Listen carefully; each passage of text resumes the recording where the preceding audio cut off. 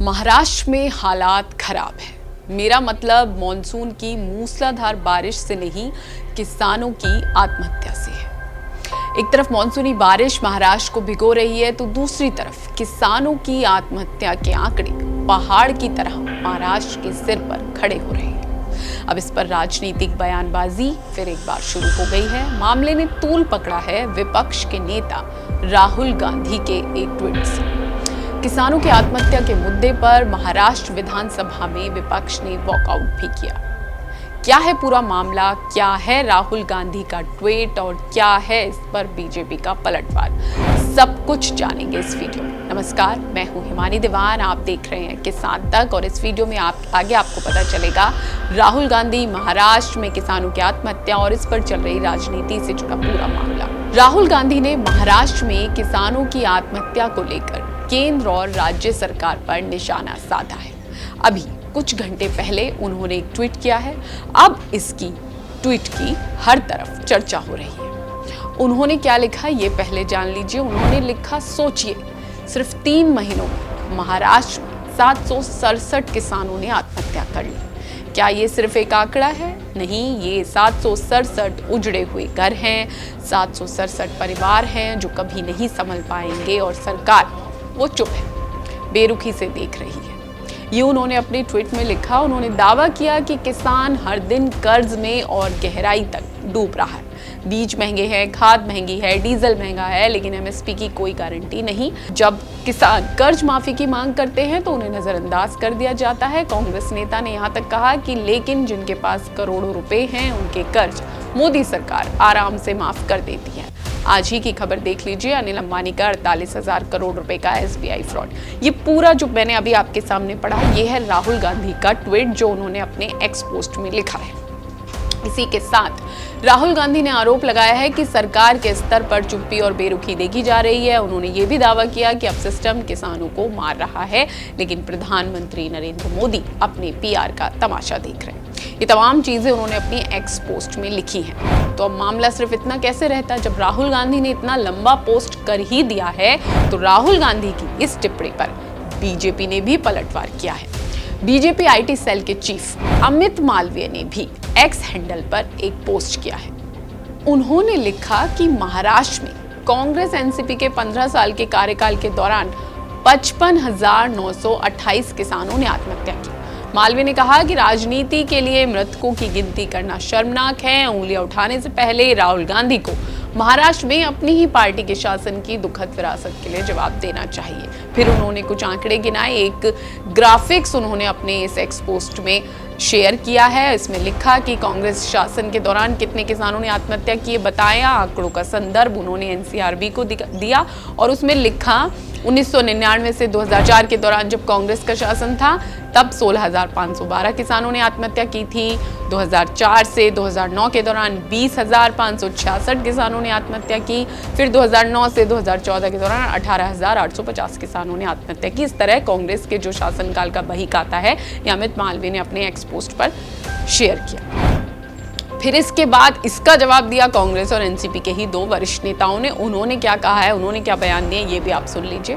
देश में बीजेपी ऐसी एक पार्टी है कि जनता के मूल इशू को डाइवर्ट कर किसी के व्यक्तिगत जीवन में आरोप लगाकर उस आदमी को बेइज्जत करना, सामाजिक जीवन में उसको उद्ध्वस्त करना, राजकीय जीवन में उसकी बर्बादी करना और इस तरह की झूठी कहानी बनाकर बीजेपी हमेशा जो व्यवहार करते आई है उसका एक बड़ा परिणाम है कि दिशा सालियन के प्रकरण में पुलिस ने जो आज कोर्ट में जो रिपोर्ट पेश किया है वो कोई आत्महत्या नहीं थी, वो अपघात था। और एक बार स्पष्ट हो गया है कि बीजेपी का झूठ और जनता के सामने आया है। जिस राजीव गांधी जी ने इस देश को 21वीं शताब्दी की तरफ लेके गए, जो आपके पास कंप्यूटर दिया, मोबाइल दिया, नई जनरेशन को उनकी बुद्धिमत्ता को ताकत दिया, उस राजीव गांधी जी को भी इन लोगों ने बोफोर्स तोप के नाम से बदनाम किया और ये सत्ता में आए। तो ये ऐसे भाजपा का जो षड्यंत्र है अब दिशा सालिम प्रकरण के माध्यम से जनता के सामने आ गया है और ये झूठ पार्टी है भाजपा, ये अब जनता के सामने स्पष्ट हो चुका है।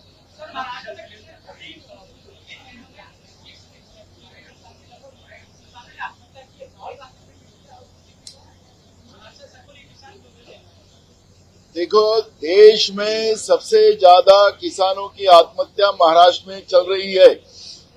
जो सरकार का आंकड़ा जो है, जो आप बता रहे 700 के कुछ ऊपर, उससे ज्यादा किसानों की आत्महत्या हुई।